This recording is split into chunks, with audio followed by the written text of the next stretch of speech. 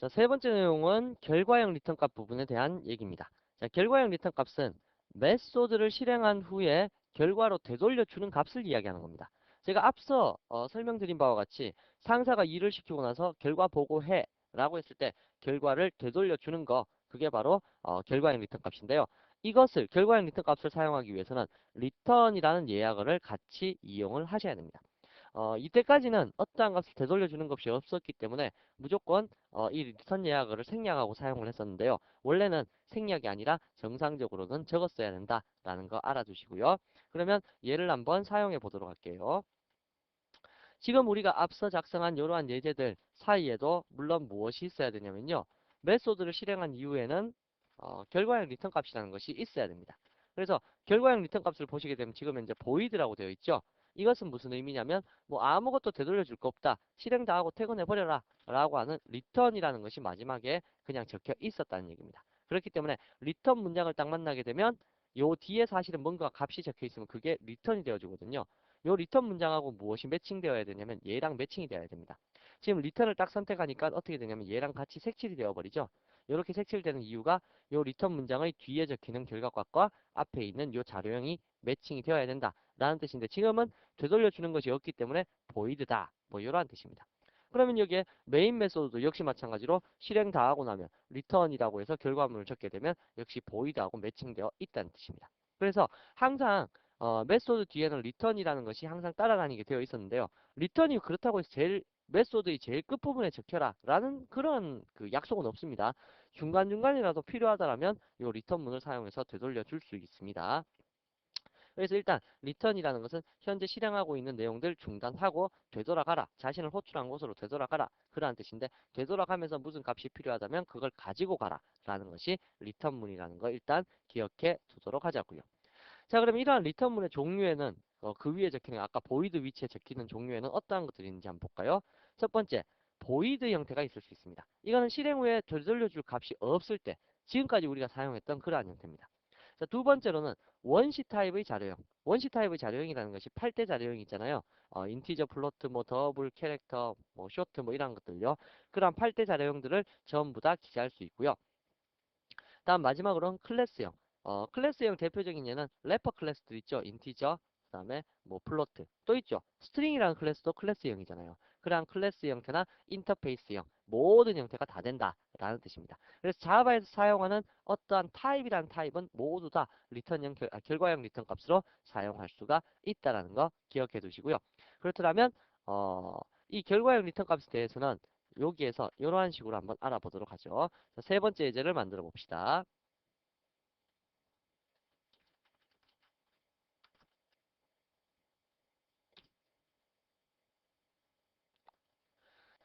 자, 세 번째 예제에서는요. 우선 public static void main. 자, 결과형 리턴 값을 먼저 받아낼 수 있도록 한번 만들어 볼 텐데요. 일단은 이렇게 한번 적어 보도록 하죠. 여기에 public static 일단 스트링 값을 리턴 시키는 스트링 말고 우리가 사용했던 자료형 중에 불리언 값을 리턴 시키는 걸로 할까요? 불리언 값을 리턴 시키는 AAA라는 메소드를 하나 만듭시다. 그리고는 얘는 되돌려줘야 되니까 return false 값을 되돌려 주도록 만들어 보자고요. 그러면 우리가 AAA라는 메소드를 호출할 때 불리언 값으로 결과 값을 되돌려 받을 수가 있겠죠? 이렇게요. A 라고 해서 system.out.println A는 A 이러한 식으로 사용하시게 되면 일단 불리언이라는 값을 AA를 호출했을 때는 불리언이라는 값이 되돌아올 것이다. 그럼 불리언 값이 되돌아오니까 담을 수 있는 곳은 불리언밖에 없겠죠. 이러한 식으로 값을 담아서 출력을 내보시면 당연히 얘는 false의 값이 리턴되게 될 겁니다. 이러한 식으로 결과값을 되돌려 받을 수 있는 형태. 그래서 요 앞에가 보이드가 아닌 거죠. 보이드가 아니라 리턴 다음에 있는 요 자료형과 매칭되는 타입. 이렇게 되돌려 줄 수 있을 거고요. 다음 이번에 인티저 한번 되돌려 받아 볼까요? 인티저 BBB 스태틱으로 해야 되겠죠. BBB라는 메소드를 호출했을 때 되돌려 받겠다라고 하게 되면 32, 34라는 값을 되돌려 받겠다라고 하시면 이제 인티저 값이 되돌아오니까 인티저에 저장을 해야 되겠죠. BBB 하셔서 system.out.println b는 b 라는 식으로 처리하시면 이번에는 34라는 값을 되돌려 받을 수 있다는 얘기입니다. 이렇게요. 그러면 얘를 조금만 더 응용해서요. 어떻게 해볼 거냐면 우리가 매개 변수로 두 개의 숫자를 전달해주면 그걸 덧셈해서 결과값을 되돌려준다라고 가정을 해보면 어떠한 메소드를 작성할 수 있을까요? public, static. 일단 덧셈된 결과값도 인티저일 테니까 ccc라는 것을 호출하는데 인티저 x와 인티저 y라는 두 개의 값을 이렇게 받았어요. 그럼 이 안에서는 무슨 작업을 해야 될까요? 당연히 인티저 g에서는 x 더하기 y 한 다음에 리턴하기를 g를 리턴해 주십시오. 이러한 식으로 작업을 해주시면 매개 변수 두 개를 이렇게 전달받아갖고 두 개의 합을 구해서 되돌려준다. 그러니까 CCC라는 메소드 호출하면 합을 구할 수 있겠네요. 해볼까요? 인티저 C로 되돌려 받겠습니다. CCC라는 메소드를 호출하는데 10, 20 하게 되면 10하고 20이 CCC로 전달되니까 10 들어가고 20 들어가니까 10 더하기 20은 30이죠. 30이라는 값을 되돌려 주겠다라는 뜻입니다. 그러면 30이 되돌아왔으니까 결과값 한번 띄워볼까요? system.out.println C는 C 하시게 되면 30이라는 결과값이 출력되게 된다는 뜻이죠. 해보시면 30. 자, 이러한 식으로 여러분들께서 어떠한 내용이 실행되고 나서 되돌려 올 값이 필요하다라고 할 때는 무엇을 사용할 수 있냐면 바로 결과형 리턴 값이라는 것이 필요하다라는 뜻입니다. 그래서 이 결과형 리턴 값에 대해서는 이 다음에 바로 예제로 나와 있는 부분에서 혼합되어서 다 사용되고 있으니까 우리가 그 예제를 직접 한번 풀어보도록 하자고요. 예제가 아니라 체크사항이었죠. 자, 보시면 라운드 마무리해 보시면 계산과 관련된 메소드를 작성해서 여러분들이 한번 메소드를 사용해 봐라 라는 거고 문자열을 입력받는 범용 메소드 한번 만들어 봐라.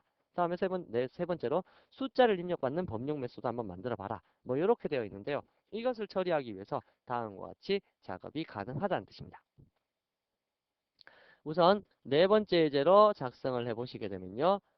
네 번째로는 방금 전에 말씀드린 계산에 관련된 메소드들을 다 한번 만들어 놓고 처리를 해보자는 얘기입니다. 두 개의 숫자를 입력받아서 덧셈, 뺄셈, 곱셈, 나눗셈을 계산하는 텍스트 계산기다 라고 가정을 해보면요. public static void main.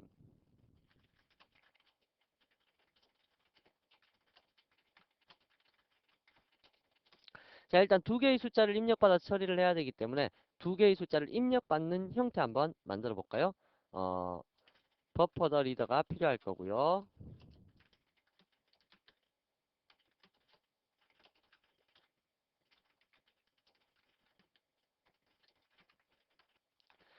자, 이렇게 해서 입력받을 수 있는 형태 만들어 놨고요. 두 개의 숫자, 인티저 수1과 수2라는 것을 선언하도록 하겠습니다. 수2는 0.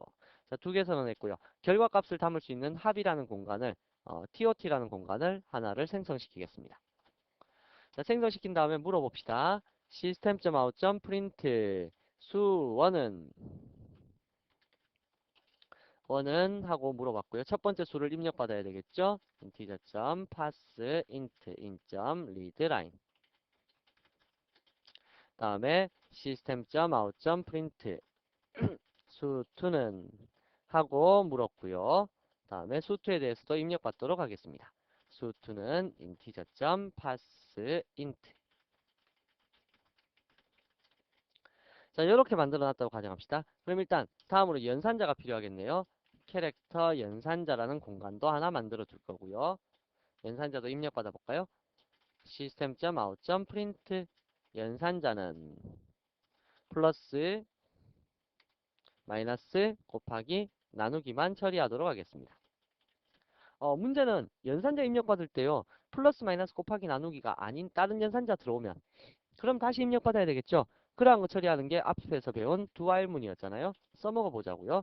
연산자 파트에서 캐릭터를 형변화시킨 system.in.read 라고 해서 입력받았을 때 엔터키 값 처리해 줄 거고요.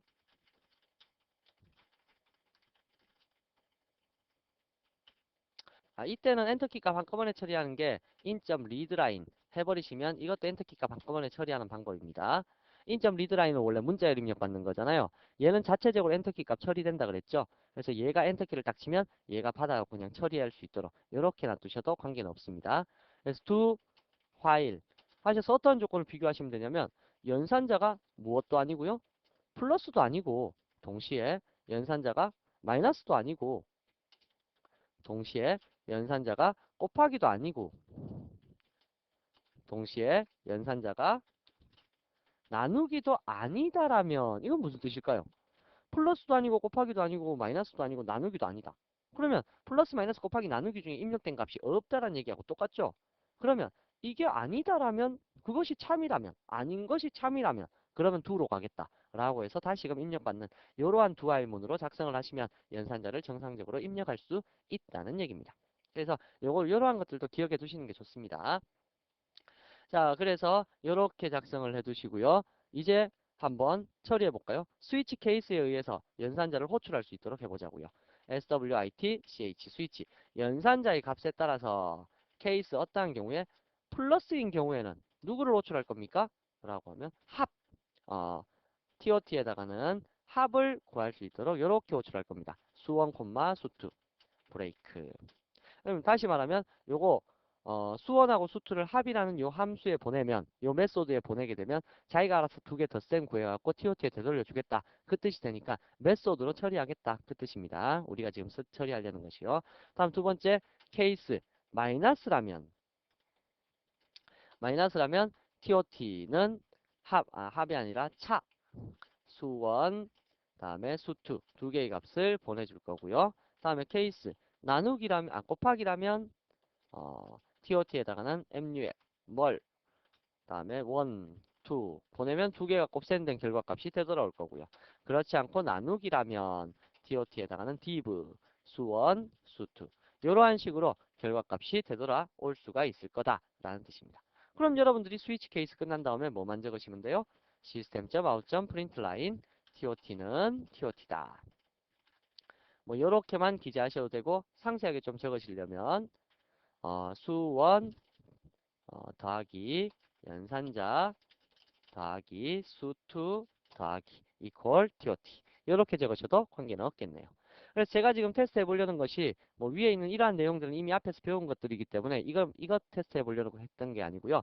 요 합이라는 거, 차라는 거, 머리라는 거, div라는 거 요 메소드를 여러분들이 만들 수 있겠는가 그걸 테스트하려는 겁니다. 자, 그럼 메소드 한번 만들어 보자고요. 자, 매개 변수는 두 개를 받아들이고 결과형 리턴 값은 TOT에 저장되려면 TOT 자료형이 인티저죠? 그럼 인티저를 리턴 시킬 수 있는 메소드가 필요하겠네요. public static void 합 가셔서 void가 아니고 인티저를 리턴 시켜야 된다고 그랬죠. 합 인티저 수원 인티저 수투 하시면 return 수원 더하기 수투한 값을 되돌려주면 되겠죠.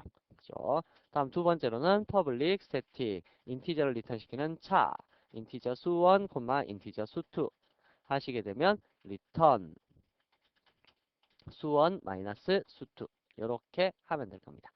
근데요. 실질적으로 지금 보니까 이렇게 한 줄 한 줄 될 것 같으면 여기서 메소드를 호출할 필요가 없이 다이렉트로 빼고 더하고 하면 되잖아요. 그죠? 근데 왜 메소드를 호출할까요? 만약에 이 메소드 내용부가 복잡하다면 그 뜻입니다. 예를 들어서 여기서 차를 구하는데도 큰 수에서 작은 수를 무조건 뺄 수 있도록 만들어 주겠다 라고 하면 조건을 비교해야 되잖아요. 만약에 수원이 누구보다 크다면 수투보다 크다면 그렇더라면 인티저 임시라는 공간 하나 만들고 수원이 수투보다 크다면 임시에는 수원 마이너스 수투를 할 것이고 else라면 그렇지 않다라면 임시에는 수투 마이너스 수원을 해갖고 그 결과값을 얘한테서 되돌려 주겠다. 뭐 이러한 식의 형태를 작성한다. 그럼 얘기가 복잡해지잖아요. 이렇게 복잡해지는 거는 요 위치에 적기가 애매하죠. 그죠? 그 위에 합처럼 그냥 단순하게 덧셈 하겠다. 이러한 의도라면 당연히 여기에 메소드 만드는 것보다 그냥 적는 게 더 유리하겠죠. 그러나 차 이렇게 마이너스처럼 마이너스 구하는 것처럼 이렇게 좀 복잡한 형식이 필요할 경우가 이제부터 허다하실 겁니다. 그럴 때를 대비해서 메소드를 만드는 거다라는 것을 일단은 이해해 두시길 바라고요. 다음 public static integer MUL 뭐는 수원 콤마 인티저 수원 콤마 인티저 수투 이렇게 정의하시게 되면 return 이것도 뭐 수원 곱하기 수투 하시면 끝나게 되겠죠. 다음에 public static integer div 인티저 수원 콤마 인티저 수투 자 나누기 같은 경우에서는 0으로 나눌 수는 없습니다. 정수 나누기 정수에서 0으로 나누는 건 없습니다. 그래서 얘 같은 경우는 0일 때는 1로 나누도록 그렇게 강제로 바꿔보자고요. 그래서 어떻게 할 거냐면 if 만약에 수2가 뭐랑 같으면 0값과 같으면 수2의 값을 1로 바꾸겠습니다. 하고 나서 return 수원 나누기 수2 뭐 이러한 식의 간단한 어떠한 조건식 이러한 임시는 필요가 없군요. 간단한 조건식에 따라서 결과가 계산되어야 되는 이러한 형식들 때문에 지금 메소드가 필요한 거고요. 지금 중요하게 보실 것은 바로 매개 변수도 전달해 줄 수 있고 결과형 리턴 값도 받을 수 있다 그 뜻입니다. 문제는 결과적으로 되돌아가는 값은 무조건 하나밖에 없습니다. 하나밖에 될 수가 없습니다. 메소드에서는 그거는 기억해 주셨으면 좋겠네요. 자, 그럼 얘 한번 테스트 해볼까요? 실행을 시켜보시게 되면 첫 번째 수원의 값은 100, 수토의 값은 60 했을 때 뭐 할까요? 엉뚱한 문자 입력해 볼까요? A 하면 다시 묻겠죠? 그래서 곱하기 하면 6000이 되겠네요. 이러한 식으로 결과값이 나타나게 된다라는 뜻입니다. 나누기도 역시 마찬가지. 0으로 한번 나눠볼까요? 그럼 정말 원래대로 바뀌는지 마이너스도 한번 해봅시다. 앞에 10, 10-20 하게 되면 원래 마이너스 10이 나와야 되는데 거꾸로 20-10이 되겠죠? 그래서 얘는 10-20은 10이 나옵니다. 왜? 우리가 큰 수에서 작은 수를 빼도록 항상 만들었으니까. 그죠? 이건 뭐 계산기 규칙상 어긋나지만. 다음에 10 나누기 0. 요거 한번 해보자고요. 나누기. 나누기 해보면 1로 나눠져서 결과값은 10이 나오겠네요. 그죠? 10 나누기 0은 0으로 나눌 수 없도록 만들어 놨으니까요. 뭐 일단 우리 마음대로 그냥 계산기 만들어 본 겁니다. 다음에 여기에서 문자를 입력받는 범용 메소드나 숫자를 입력받는 범용 메소드 뭐 이러한 거 만들어 두면 편리할 텐데요. 이런 거 만들 때 형식이 이겁니다. 우리 교재에 이미 체크사항에 표시가 되어 있는데요. 요 예제만 마지막으로 한번 만들어 보도록 하죠. 자, EXAM 언더바 05번 예제를 만들 거고요. 여기에 입출력을 위해서 import java.io 패키지 선언을 두고요. 그리고 여기서 중요한 것은 버퍼 더 리더라는 형태를 외부의 전역으로 선언을 하셔야 된다는 얘기입니다. 이거는 지금 기억하실 필요는 없을 텐데요. 뭐 내부에 따로따로 만들까요? 여러분들께 복잡하지 않도록 나중에는 바뀌어지게 되겠지만 그래서 이러한 형태를 만들 수 있다는 얘기입니다. public static 일단 문자열 입력받는 거는 되돌려주는 값이 스트링이어야 됩니다. string get string이라고 해서 string str을 입력받도록 만들고요. 입출력 문구가 있을 테니까 IO exception 처리하고요. 해서 물어봅니다. 버퍼 더 리더부터 선언해야 되겠죠? 버퍼 더 리더 이는 new 버퍼 더 리더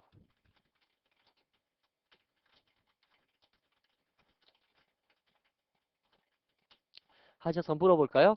system.out.print str은 이렇게 물어보면 됩니다. 그리고 나서 어디에 값을 입력받을 거냐면 string s에다가는 in.readline 문자열 하나 입력받고요.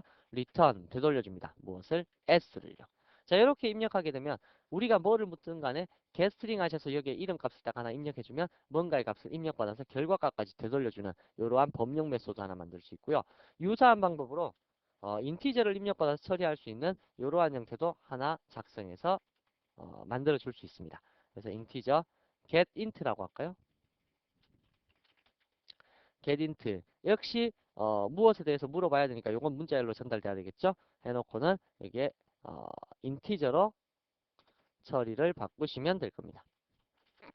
integer.parseInt 하셔서요. 자, 이렇게 하시면 요거 하나는 문자열을 물어보고 문자열에 대한 값을 입력받는 거고요. 다음 얘는 숫자에 대해서 물어보고 숫자의 값을 입력받아서 리턴 시켜주는 범용 메소드 두 가지를 만들어 주었네요. 자, 이걸 이용해서 이름하고 국어 점수, 이름하고 나이하고 한번 입력받아 볼까요? 자, 요거 두 가지 메소드가 만들어져 있다라고 하면 public static void main 이라는 곳에서 자, 잘 보세요. 그리고 여기에도 메인에는 입출력 문구가 없더라도 이 exception 있어야 됩니다. 왜?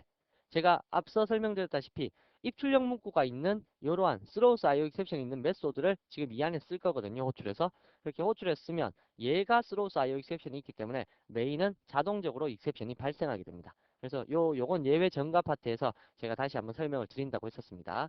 자, 일단 한번 물어봅시다. 뭐라고 할 거냐면 string name에다가는 get string 이름은 이렇게 해서 한번 물어서 이름값 입력받아 볼 거고요. 다음 인티저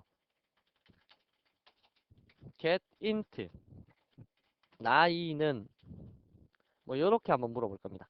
그러면 지금 보시면 여기에는 단지 그냥 메소드만 호출해갖고 결과값만 담았잖아요. 메소드만 호출하고 결과값만. 근데 실행을 시켜보면 getString이 호출되면 이름이라는 결과값을 가지고 getString이 호출되면 여기에서 이름은 하고 묻게 될 거고 이름을 입력받아서 다시 되돌려 줄 겁니다. 이름 값은. 그럼 이름은 name 속에 들어오겠죠? 다음에 getInt 하셔서 나이 보내시면 나이라는 값을 가지고 getInt가 호출될 거고요. 나이는 하고 물어서 숫자 값을 하나 되돌려주게 될 겁니다. 그걸 받게 되는 거죠. 자, 이렇게 받게 되면 출력시켜 볼까요? system.out.println 입력받은 이름은 name이 될 거고요. 실수했죠? 자, 입력받은 이름은 name이 될 거고요. 다음에 system.out.println 나이는 나이가 될 겁니다.